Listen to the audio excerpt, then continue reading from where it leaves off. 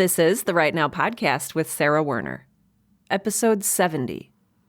Burned out, exhausted, and overwhelmed.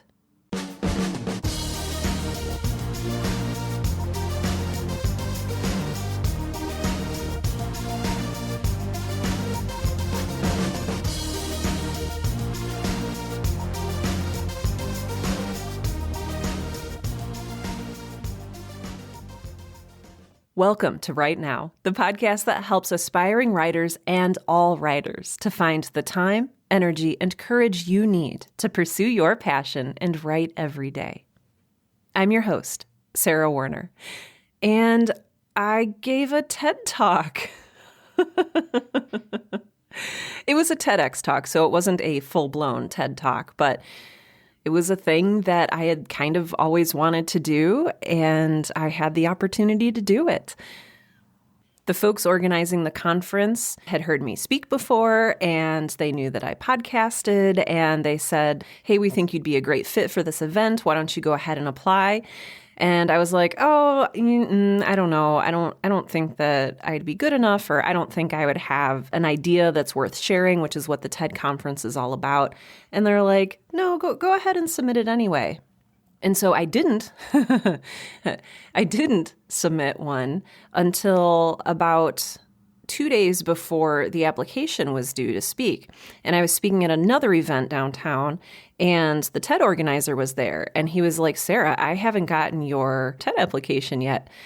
And I was like, "Yeah, well, I'm really tired lately, and I'm really overwhelmed, and I don't know."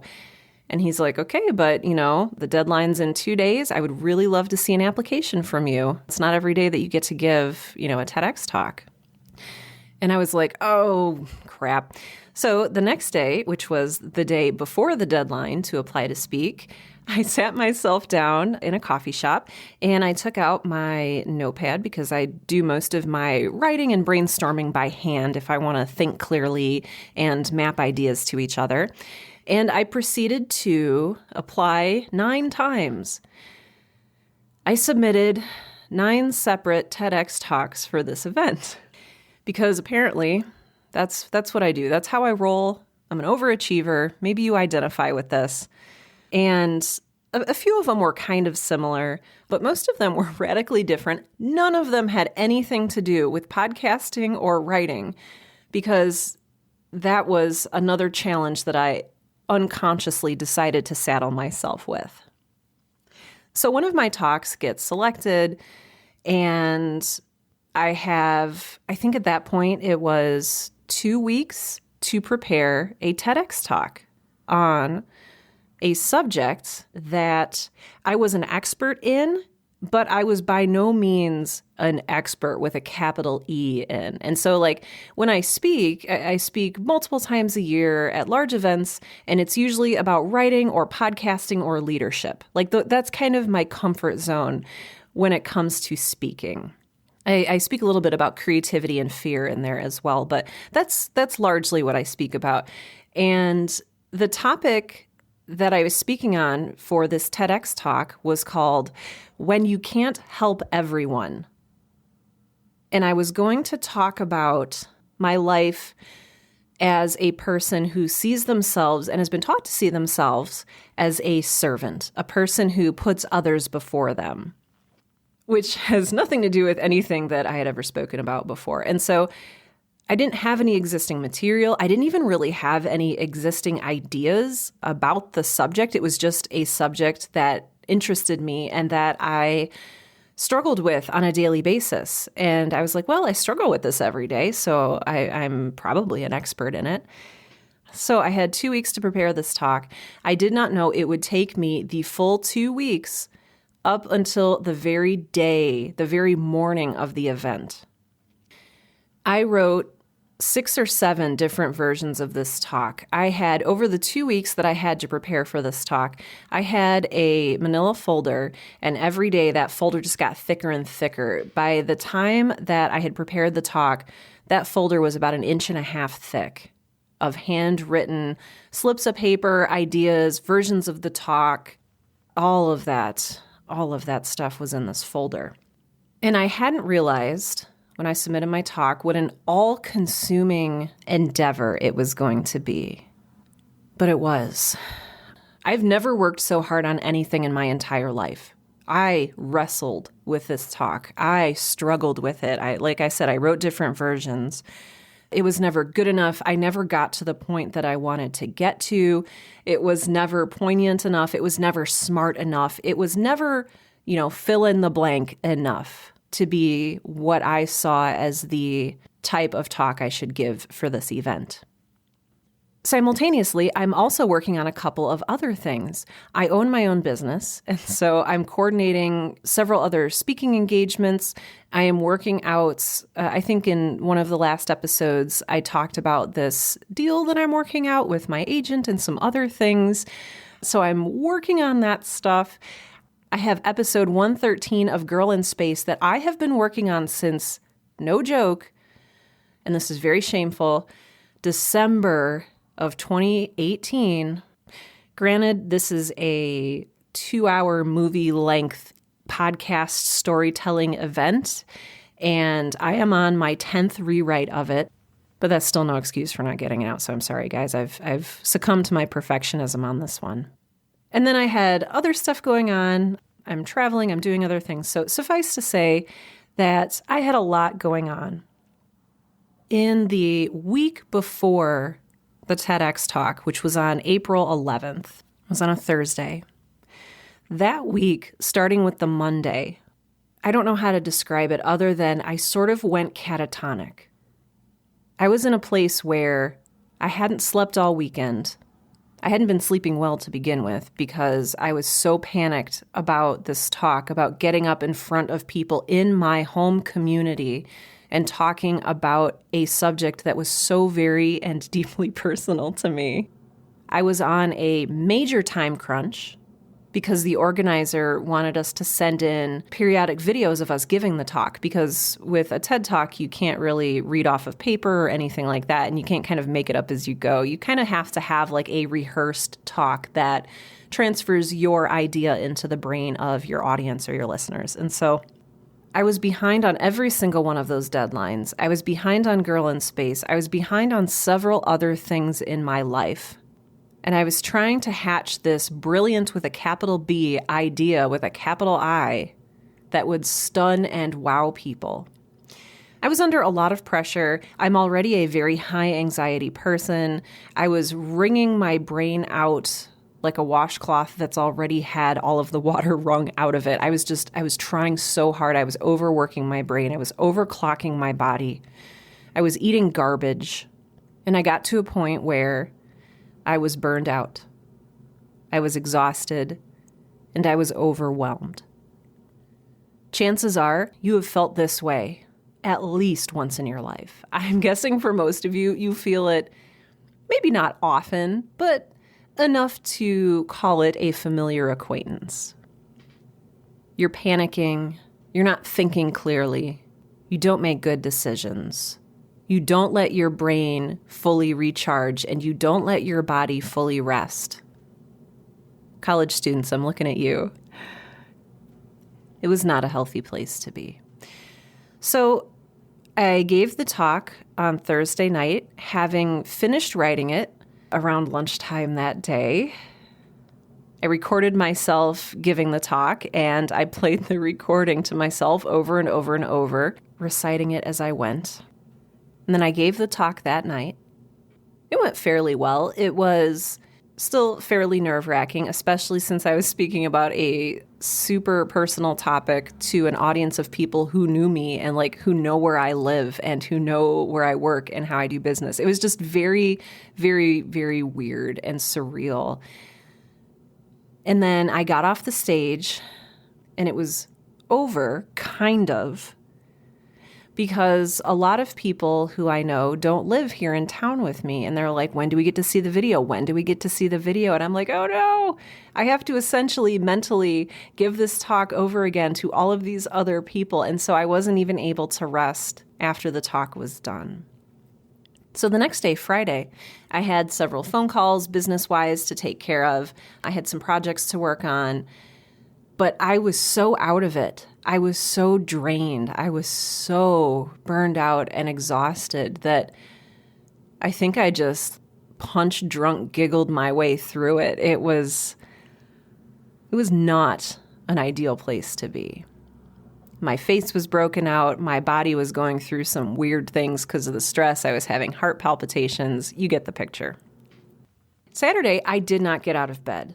I laid there all day in bed, sleeping on and off. I was fighting off a sinus infection. I had a massive headache, and I think it was all stress-related. I think that sometimes when you come out of a place of stress and anxiety and overwhelm, sickness hits you extra hard. I don't know why that happens, but it usually happens to me. So, of course, I was sick. And then Sunday, I got out of bed about halfway through the day. And I felt guilty about being in bed all day on Saturday and half the day Sunday. And I knew cognitively that I had failed a little bit / a lot in the self-care department, but I didn't know how much to take care of myself and how much was too much. So let me back up for a little bit here.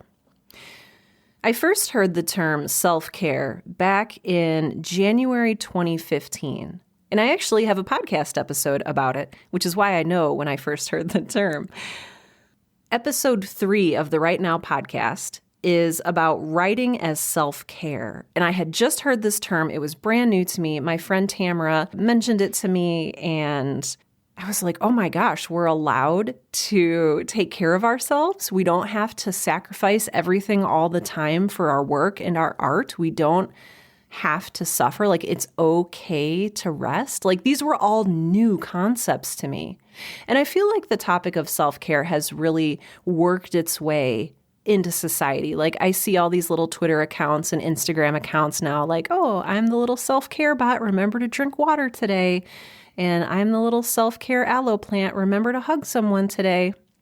So I feel like it's become very trendy and even socially acceptable to talk about taking care of yourself and not pulling out the I'm busy and therefore I am special and important card. So hopefully we'll find some balance in there in the coming years, sooner rather than later. But I first heard about self-care back in 2015, and I thought about it as it pertains to writing. And we've talked before on this show about how writing can be a very healthy and life-giving and restful experience. Like, I process a lot of my day. I process a lot of my ideas. I process a lot of my life through writing. And that's just how I best understand what's going on around me, is by writing about it.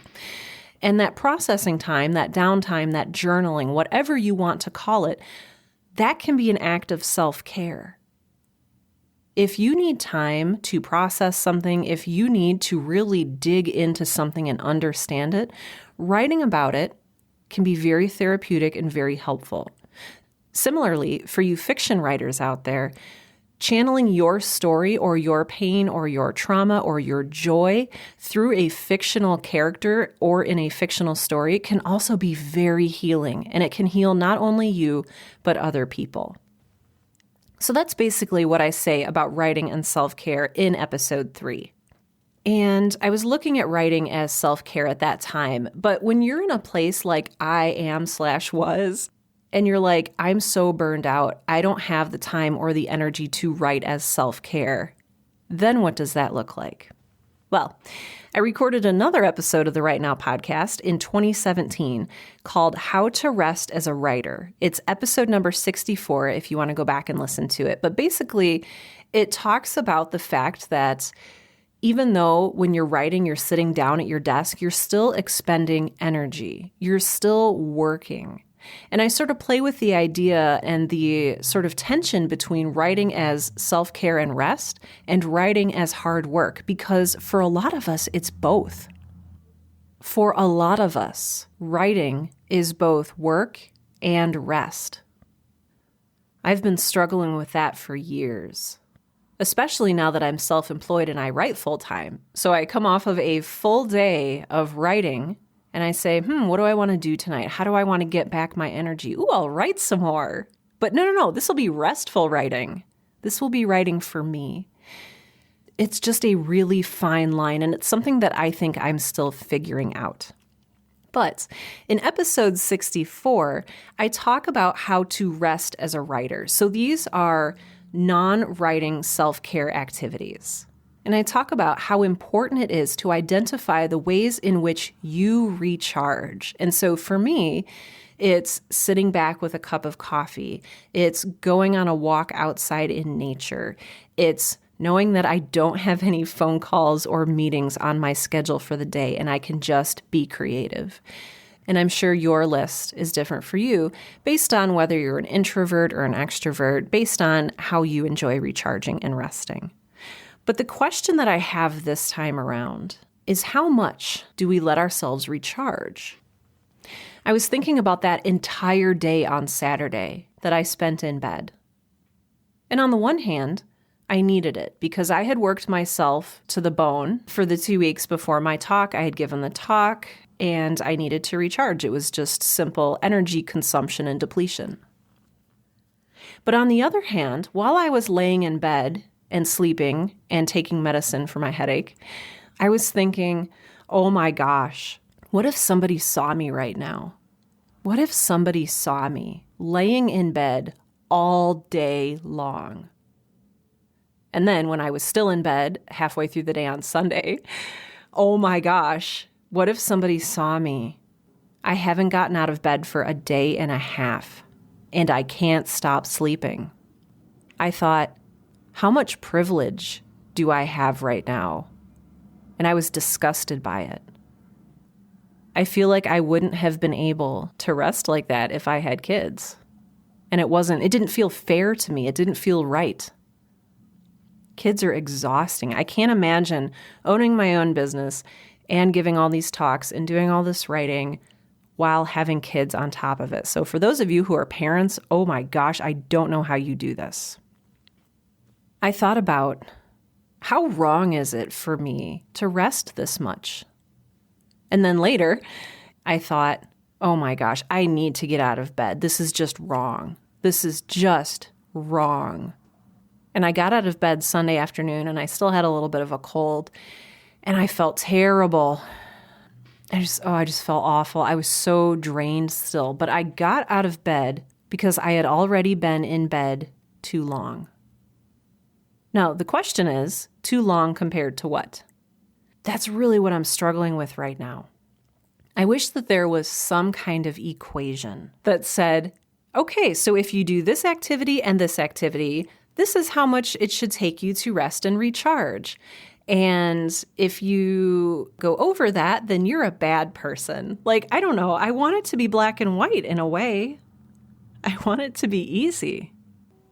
I want to know that I am resting to rest and to replenish my energy, and not because I am afraid of getting out of bed and doing more hard work. Stephen Pressfield talks about the concept of resistance in his book, The War of Art, which I would highly recommend that you read. Resistance takes a lot of different forms. Avoiding your work, sleeping a lot, overeating. Basically, it often amounts to self-sabotage. It stems from fear. It stems from perfectionism. It stems from questions of, am I worthy to do this? Am I worth it? It stems from questions of, can I do this? It stems from fear. So I had to think today, and I'm finally starting to feel like myself again. My cold is gone. I've been going to bed super early the past few nights. But after lunch, all I could think about was crawling into bed for a nap. I had done an interview that morning. I had answered a lot of emails. I had done some micro tasks, things that I don't consider deep work, as Cal Newport puts it in his book, Deep Work, which is definitely another book you should read. I hadn't done any creative writing. I hadn't moved Girl in Space forward. I hadn't done what I needed to do. And so thinking about taking a nap, on the one hand, seemed like a great idea. I was exhausted. The covers seemed so warm, and it's a rainy 40-degree day here in South Dakota. On the other hand, there was this little thing in the back of my head that said, This is resistance. You are resisting getting to work. You are resisting your call to create this show. Sometimes I don't know what the difference is because it's tricky. Our brains are tricky.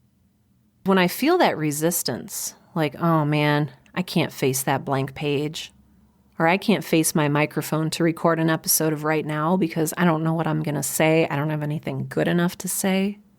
When I'm feeling that resistance, sometimes, and by that I mean often, there will be a little voice in my head, not a literal voice, but, a nudge that kind of pushes me toward understanding that need to go and hide out of fear as self-care. Rest is healthy and you need to recharge. That's a very rational argument for taking a nap. But what is my real motivation? I'm scared. And I'm scared because, yes, the blank page is intimidating. And yes, work is hard. And yes, my brain is lazy. But also I'm scared because I know exactly how easily I tip over into being burned out, exhausted, and overwhelmed. It's so easy for me to slide onto either side. The burned out side, where I've overworked myself to the point where I hurt my body and I hurt my mind. Or the other side, where I just want to sleep and relax all day and enjoy myself and neglect my duties. Because doesn't that sound delightful? I know that the question I should be asking is, how do you prevent yourself from becoming burned out, exhausted, and overwhelmed? Simple. You say no to things. But so often, so many opportunities are once in a lifetime. So many times you're like, oh, okay, just this once, I'll stretch myself a little too thin. I mean, for me, it's hard not to get into that arena. It's where I've done so much of my most exciting work, in the danger zone. Working myself to the point where I'm burned out reminds me of when I was in college, feverishly working on a paper the night before it was done, running to the professor's office to slip my paper under the door before noon. And the high that comes with the sense of accomplishment, the excitement that comes from beating the buzzer. That's all built into my brain. That's all wired in there. So that's why that's a very easy place, a very seductive place for me to go. An extra challenge, heck yes, I'm taking that on, because it'll feel so amazing when I beat the challenge. I feel like we're delving into Sarah's own personal issues. Maybe you identify with some of this, maybe you don't. But I'm going to bet that most of you deal with being burned out, exhausted, and overwhelmed. And it seems so simple to say no to taking on too much. But we have generous hearts. We want to help people. We want to help our careers too. We want to help our families. Sometimes we don't know our own limits in a good way and in a bad way. This whole TEDx talk thing reminded me of another time in my writing career when I was working a job full-time and ghostwriting books and doing some service projects and etc. So it's not just this one situation. And so for you, it could be you have your kids in too many activities, or there's a lot of deadlines at work, but also a lot of deadlines at home or on another project you're working on. Or you're so busy dedicating yourself to those things that you've completely neglected your writing and you feel guilty about that. Maybe you're burning the candle at every end possible.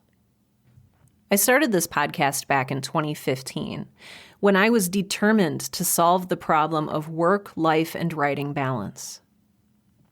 Every problem has to have a solution, right? The solution is do all of the things, but you can't do everything every day. I've talked about this in previous episodes, about making peace with the fact that you can't have a perfectly balanced day every day, but you can have a balanced week or a balanced month or a balanced year. I forget that a lot, and I let myself go into a bad place of being burned out. For me, getting out of that place involves overindulging in rest the same way that I overindulged in the challenge. And just dealing with the fact that people would say, "Who does she think she is?" if they saw me laying in bed for a day and a half. I can also tell you that this state is not sustainable. That's something that I thought was true for years and years, that I could just go burning the candle at every single available end forever. And it's not true. That's not balance. That's overdrive. And while you can be there for a short period of time, whether that's hours or days or weeks or even months, you can't keep it going forever. So I'm curious, how do you deal with this? What do you do when you find that you're burned out? Do you do anything, or do you just keep plowing through? Do you not let yourself get burned out in the first place? If and when you do, how do you recharge? And how do you know what recharging looks like? How do you tell your brain that you're recharging and not indulging in a nap that is undeserved? These are the things that I'm struggling with right now. And I've seen enough reactions in the writer community to this topic that chances are you're dealing with this too. So let's deal with it together. In the show notes for today's episode, let me know how you're doing. If you're burned out, exhausted, overwhelmed, if you find yourself approaching that line, if you passed that line a long time ago, if you're in a phase of rest right now, I would love to know what that looks like for you. I would like to know how you prevent it from happening if you do, if you're able to do that. I know some folks who are schedule sticklers, and they stick to their schedule, which doesn't let them overwhelm themselves. Unfortunately, I am not a very good schedule person. You can find a link to the show notes so that you can add your comments and thoughts out at sarahwerner.com. That's SARAHWERNER.com. And navigate to the latest episode. So this is episode 70 of the Right Now podcast. And let me know your thoughts. I will also be providing a link to my TEDx talk if you would like to witness that. And I think I'm also going to have links to both of the books that I mentioned in today's episode, The Art of War by Stephen Pressfield and Deep Work by Cal Newport. They're both really good books on writing. Well, they're books about working. I apply them to writing, and I think that they might be helpful for you as well.